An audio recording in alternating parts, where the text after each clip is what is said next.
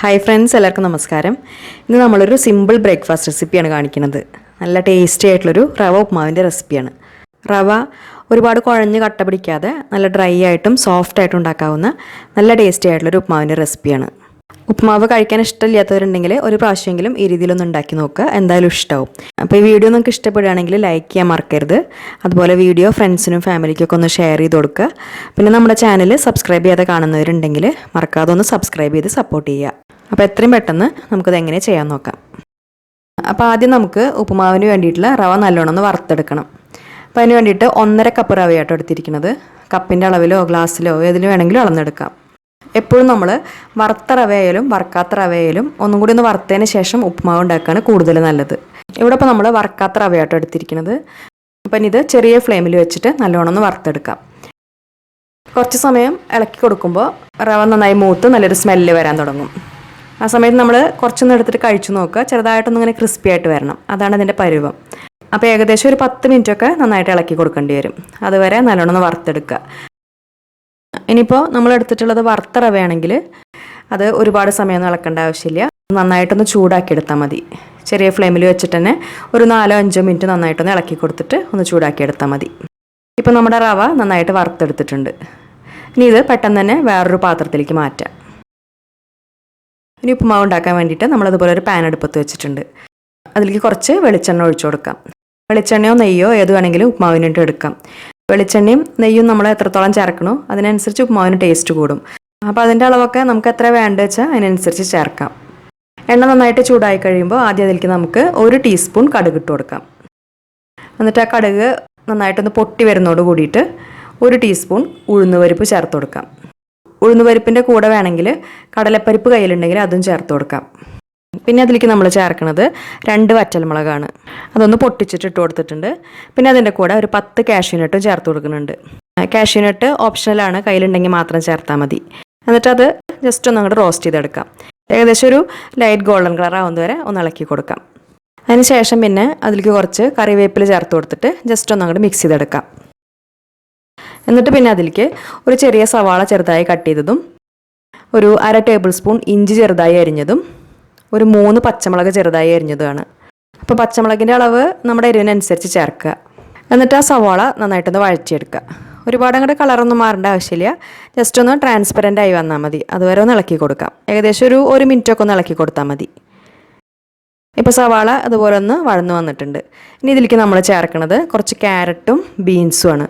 അപ്പോൾ ഒരു 3 table spoon carrot ചെറുതായി അരിഞ്ഞതും ഒരു 3 ടേബിൾ സ്പൂൺ തന്നെ ബീൻസ് ചെറുതായി അരിഞ്ഞതും ചേർത്ത് കൊടുക്കാം. ബീൻസും ക്യാരറ്റൊക്കെ നമ്മുടെ കയ്യിലുണ്ടെങ്കിൽ മാത്രം ചേർത്ത് കൊടുത്താൽ മതി.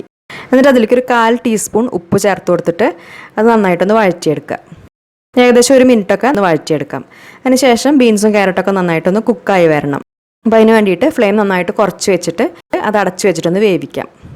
ബീൻസും ക്യാരറ്റും പെട്ടെന്ന് തന്നെ നന്നായിട്ട് കുക്കായി വരും. ഒരു 2-3 മിനിറ്റ് മതിയാവും. അപ്പോഴേക്കന്നെ നന്നായിട്ട് വെന്ത് വരും. അതിന് ശേഷം പിന്നെ അതിലേക്ക് നമുക്ക് ഉപ്പുമാവിന് ആവശ്യമായിട്ടുള്ള വെള്ളം ചേർത്ത് കൊടുക്കാം. അപ്പോൾ നമ്മൾ റവ അളന്നെടുത്തത് ഏത് കപ്പിനാണോ അതേ കപ്പ് തന്നെ 1 കപ്പ് വെള്ളമാണ് ചേർത്ത് കൊടുക്കുന്നത്. 1 കപ്പ് വെള്ളവും സാധാരണ വെള്ളം. പിന്നെ അതിൻ്റെ കൂടെ ഉപ്പുമാവ് നല്ല സോഫ്റ്റായി കിട്ടാൻ വേണ്ടിയിട്ട് ഒരു 1/2 കപ്പ് നാളികേരപ്പാലും ചേർക്കുന്നുണ്ട്.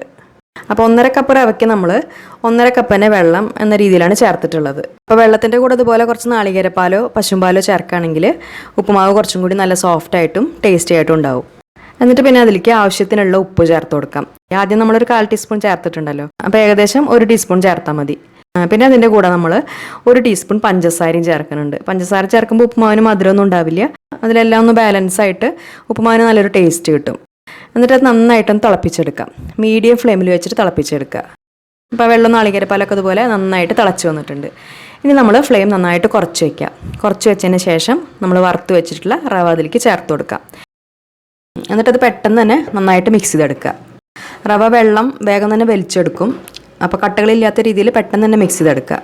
നമ്മൾ കുറച്ച് വെള്ളമാണല്ലോ ചേർത്തിട്ടുള്ളൂ. അപ്പോൾ റവയുടെ എല്ലാ ഭാഗത്തേക്കും വെള്ളമാവുന്ന രീതിയിൽ നല്ലോണം ഇളക്കി യോജിപ്പിച്ചെടുക്കുക. ഇപ്പോൾ നമ്മൾ ഇതുപോലെ നന്നായിട്ട് മിക്സാക്കി എടുത്തിട്ടുണ്ട്. ഇനി ഫ്ലെയിം നന്നായിട്ട് കുറച്ച് വെച്ചിട്ട് തന്നെ ഇത് ഒരു 2-3 മിനിറ്റ് ഒന്ന് അടച്ച് വെച്ചിട്ട് വേവിക്കാം. ഉപ്പുമാവ് ഉണ്ടാക്കുമ്പോൾ എപ്പോഴും ഇതുപോലെ അടച്ച് വെച്ചിട്ട് വേവിക്കണം. ഇത് വേവാൻ അധികം സമയമൊന്നും എടുക്കില്ല. 2-3 മിനിറ്റൊക്കെ തന്നെ വേവിച്ചാൽ മതി. അടച്ചു വെച്ചിട്ട് വേവിക്കുമ്പോഴാണ് റവ നന്നായിട്ട് കുക്കായി വരുള്ളൂ. അതിന് ശേഷം പിന്നെ തുറന്നിട്ട് ഇതുപോലെ നന്നായിട്ട് മിക്സ് ചെയ്തെടുക്കുക. കട്ടകളൊക്കെ ഉണ്ടെങ്കിൽ അത് ഉടയുന്ന രീതിയിൽ കയ്യിൽ വെച്ചിട്ട് നന്നായിട്ട് മിക്സ് ചെയ്തെടുക്കുക. അതിനുശേഷം പിന്നെ ഫ്ലെയിം ഓഫ് ചെയ്യാം. എന്നിട്ട് പിന്നെ നമ്മളിതിലേക്ക് കുറച്ച് പച്ച വെളിച്ചെണ്ണ ഒഴിച്ചു കൊടുക്കുന്നുണ്ട്. നല്ലൊരു ടേസ്റ്റ് കിട്ടും അവസാനം കുറച്ച് വെളിച്ചെണ്ണ അതുപോലെ ഉപ്മാവിൽ ചേർക്കുമ്പോൾ. ഇതിൻ്റെ കൂടെ ഇനി നാളികേരം ചിരകിയത് വേണമെങ്കിലും ചേർത്ത് കൊടുക്കാം.